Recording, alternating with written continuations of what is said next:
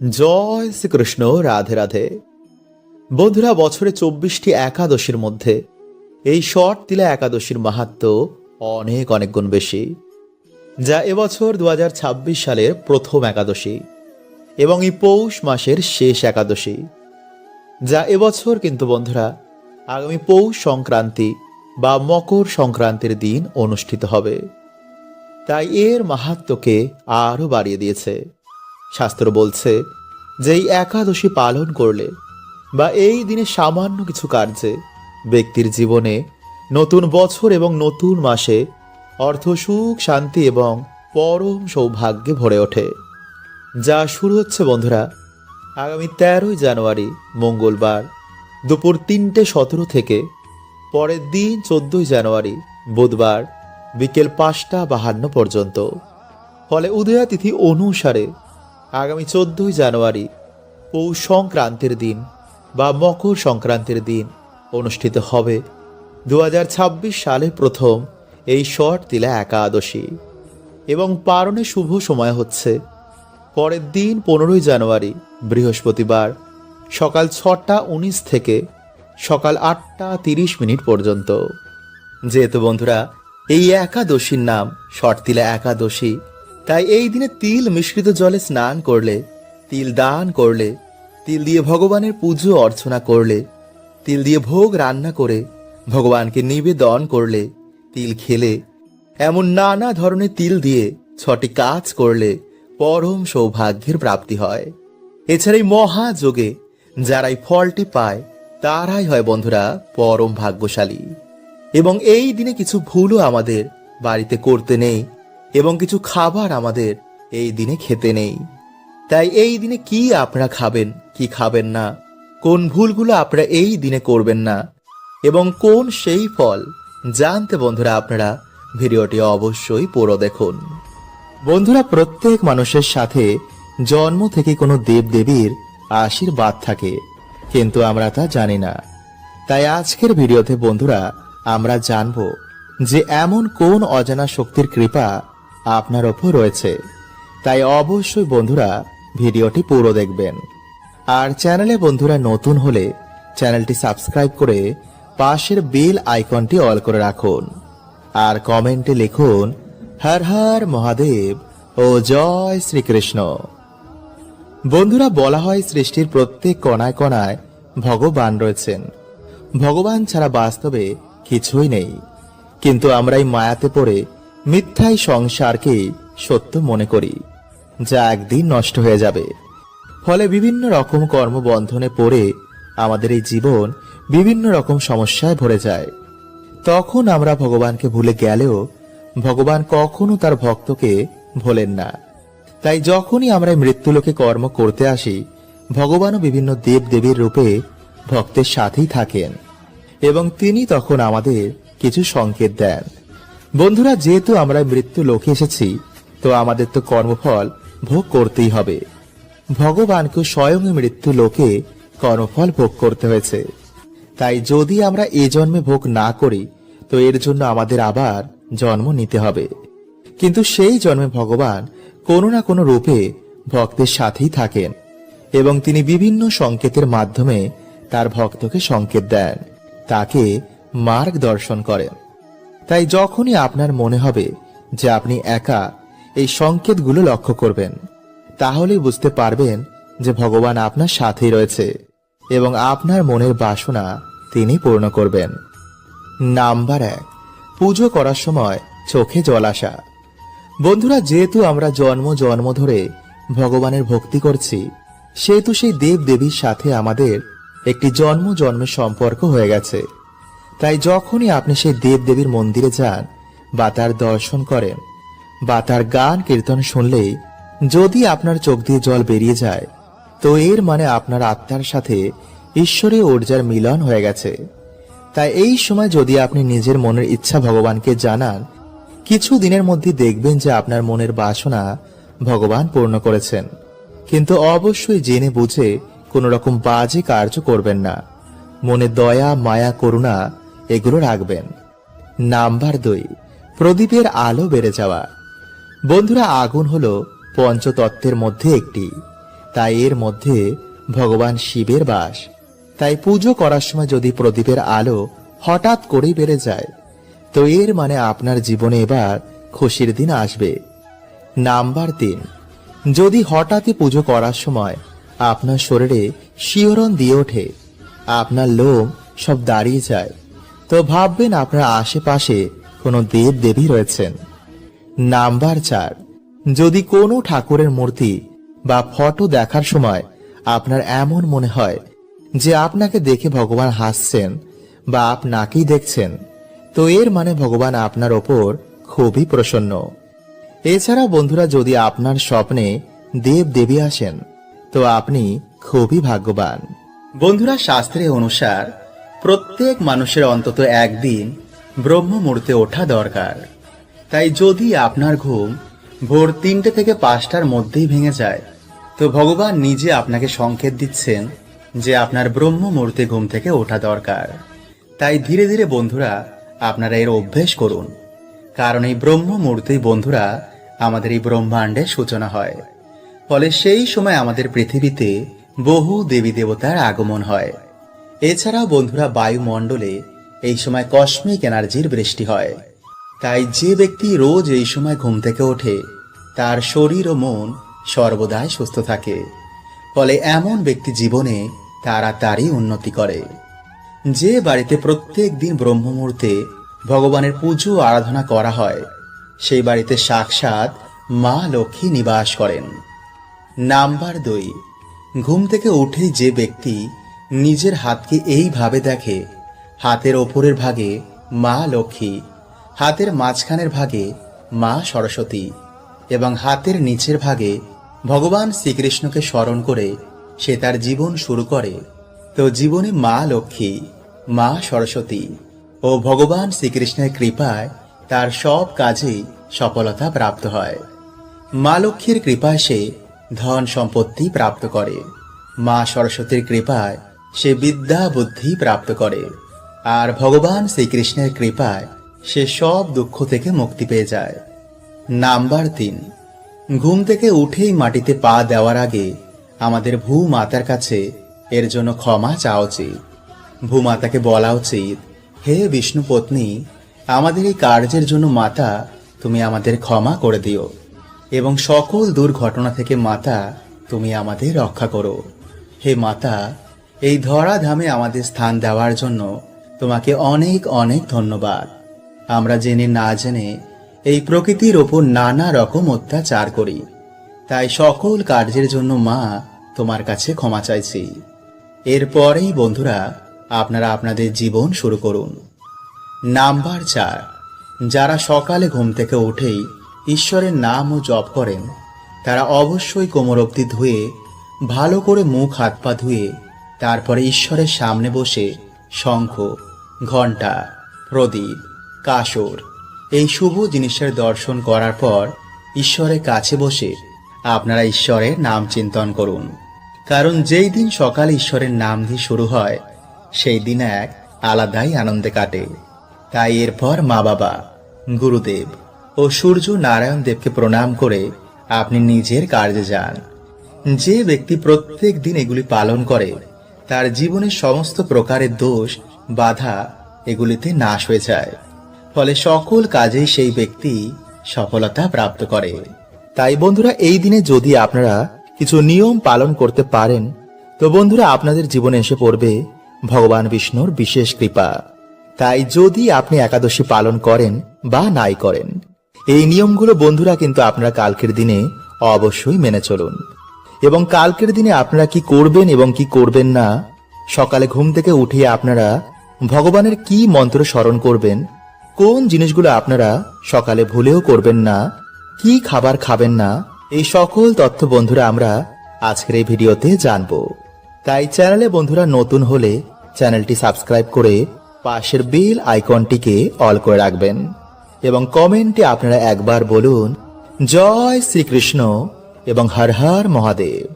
এই দিনেই বন্ধুরা সামান্য কিছু কাজ মানুষের দুঃখ দরিদ্রতার নাশ করে দেয়। আবার বন্ধুরা এই দিনে কিছু ভুল আমাদের জীবনে ডেকে আনে চরম দুর্গতি, আমাদের সৌভাগ্যের নাশ হয়। পরিবার লক্ষ্মী স্ত্রী হয়ে যায়। ফলে পরিবারে নেমে আসে বন্ধুরা ঘোর অন্ধকার। তাই বন্ধুরা কালকে সকালে ঘুম থেকে উঠে আপনারা সবার প্রথমে ভগবান বিষ্ণুকে স্মরণ করবেন।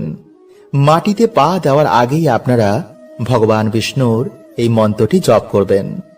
আর সেই মন্ত্রটি হল ওম নমো ব্রহ্মণ্য দেবায় গো ব্রাহ্মণ হিতায় চ জগদ্ধিতায় শ্রীকৃষ্ণায় গোবিন্দায় নমো নমঃ। বন্ধুরা যদি আপনারা কালকের দিনে সকালে মন্ত্রটি জপ করতে না পারেন, তো বন্ধুরা স্নান করে এসে আপনারা অবশ্যই এই মন্ত্রটি জপ করুন। এবং সকালে ঘুম থেকে উঠে আপনারা কোন জিনিসগুলো কালকে দেখবেন না, চলুন আমরা জেনে নিই। বন্ধুরা সকালে ঘুম থেকে উঠেই আপনারা কোনো কিছু দর্শনের আগে ভগবানের দর্শন করুন।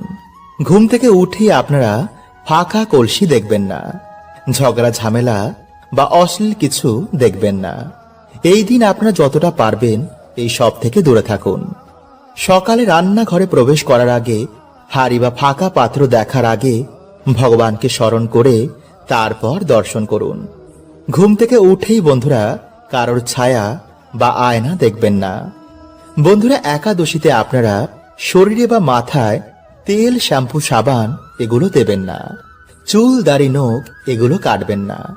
এই দিনে আপনারা যারা মেনে চলতে পারবেন তারা পঞ্চশস্য এই দিন খাবেন না, যেমন ধান জাতীয় খাদ্য, গম জাতীয় খাদ্য, জব জাতীয় খাদ্য, ডাল জাতীয় খাদ্য এবং সর্ষের তেল। কিন্তু যদি বন্ধুরা আপনারা এগুলো মানতে না পারেন, তো আপনারা পেঁয়াজ, রসুন এবং আমিষ এবং মদ্যপান এগুলো করবেন না। শাস্ত্র বলছে যে একাদশীর দিনে এই খাবারটি যারা গ্রহণ করে তারা অত্যন্তই ভাগ্যশালী হয়। এতে মা লক্ষ্মীর বিশেষ কৃপায় মানুষের সকল দুর্ভাগ্য, দরিদ্রতা রাতারাতি নাশ হয়ে যায়। দেখবেন নতুন বছরে আপনারা কেমন সৌভাগ্যে ভরে গেছেন। এবং আজ রাতে বন্ধুরা আপনারা পারলে অবশ্যই একটি 1 টাকার কয়েন এখানে লুকিয়ে রেখে দিন। এতে আপনাদের আর্থিক কষ্ট আর নতুন বছরে থাকবে না। দেখবেন মা লক্ষ্মীর কৃপায় আপনাদের বাড়িতে কেমন ধন ধান্যে ভরে গেছে। তাই মা লক্ষ্মীর কৃপা পেতে আপনারা ভক্তি মনে বন্ধুরা ভিডিওটি অবশ্যই পুরো দেখুন। এবং ভিডিওটি বন্ধুরা আপনারা একটি লাইক করে কমেন্টে হর হর মহাদেব ও জয় শ্রীকৃষ্ণ অবশ্যই লিখুন। নাম্বার 1, বন্ধুরা আজকের দিনে তুলসী মঞ্চে প্রদীপ দেখানো, তুলসী মঞ্চে জল অর্পণ করা, ভগবান বিষ্ণুর মন্ত্র জপ করায় সেই ব্যক্তির বাড়ি থেকে সকল দুর্ভাগ্যের নাশ হয়ে যায়। কারণ বন্ধুরা এই কার্যে আজকের দিনে মা লক্ষ্মী ও ভগবান বিষ্ণু অত্যন্তই প্রসন্ন হন এবং সেই বাড়িতে তিনি বিশেষ কৃপা করেন। কিন্তু যেই বাড়িতে বন্ধুরা আজকের দিনে আমিষ, পেঁয়াজ, রসুন, মদ্যপান, ঝগড়া ঝামেলা, অশান্তি বাড়িতে বেশি করে হয়, সেই বাড়ি থেকে মা লক্ষ্মী গৃহ ত্যাগ করেন। তাই আজকের দিনে বন্ধুরা আপনারা কিন্তু এই ভুলগুলোকে একদম করবেন না। এবং কালকে দ্বাদশীর দিনে বন্ধুরা আপনারা তুলসী পত্র কিন্তু ভুলেও চয়ন করবেন না। আজকের দিনে তোলা তুলসী পত্রই আপনারা কালকে ভগবানকে ভোগে নিবেদন করবেন। নাম্বার 2, তাই বন্ধুরা আপনারা আজকের দিনে সন্ধেবেলায় ভালো করে হাত পা ধুয়ে পারলে একটি সাদা বা হলুদ বস্ত্র পরে আপনারা প্রত্যেক দিন বাড়িতে যেমন সন্ধ্যা আরতি করেন, তুলসী মঞ্চে যেমন ভাবে প্রদীপ দেখান, তেমনি বাড়িতে আপনারা একটি প্রদীপ ধরিয়ে ওম ভগবতে বাসুদেবায় নমঃ এই মন্ত্রটি বলে তুলসী মঞ্চে গিয়ে সেই প্রদীপ দেখিয়ে আপনারা মা তুলসীকে প্রণাম করে মায়ের আশীর্বাদ নেবেন। এরপর আপনারা ঠাকুর ঘরে এসে একটি ঘিয়ের প্রদীপ বা তেলের প্রদীপ জ্বালিয়ে আপনারা মা লক্ষ্মী ও ভগবান বিষ্ণুর উদ্দেশ্যে একটি 1 টাকার কয়েন, যে কোনো সাদা ফুল বা হলুদ ফুল এবং মা লক্ষ্মীর উদ্দেশ্যে লাল ফুল এবং বাতাসা, এই 3টি জিনিস আপনারা মাকে অর্পণ করে একাদশীর ব্রত, মাহাত্ম্য কথা, গীতা পাঠ, লক্ষ্মী পাঁচালী বা ভগবান বিষ্ণুর যে কোনো মন্ত্র আপনারা 21 বার, 51 বার বা 108 বার আপনারা জপ করবেন। যেমন ওম নমো ভগবতে বাসুদেবায় নমঃ, ওম লক্ষ্মী নারায়ণ নমো নমঃ বা হরে কৃষ্ণ মহামন্ত্র আপনারা আজকের দিনে জপ করতে ভুলবেন না। এছাড়া বন্ধুরা আপনারা আজকের দিনে ভগবানকে মাখন, নারকেল বা শুধু বাতাসায় ভক্তি ভরে ভগবানকে অর্পণ করে সেই প্রসাদ আপনারা বাড়িতে সকলে মিলে তারপর গ্রহণ করুন।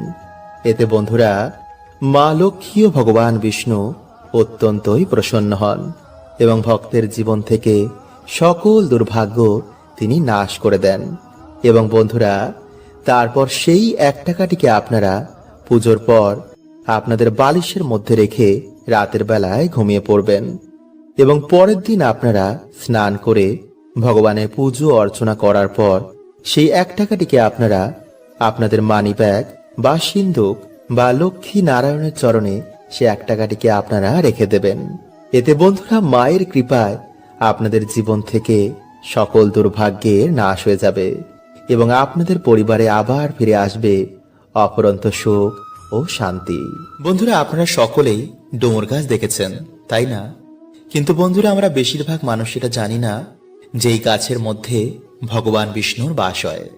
আসলে বন্ধুরা একটি পৌরাণিক কথার অনুসার যখন ভগবান বিষ্ণু নরসিংহ অবতার নিয়েছিলেন এবং তার লীলা যখন সমাপ্ত হয়ে যায়, তারপর বন্ধুরা তার নখ ডুমুর গাছের নিচে রেখে দেওয়া হয়।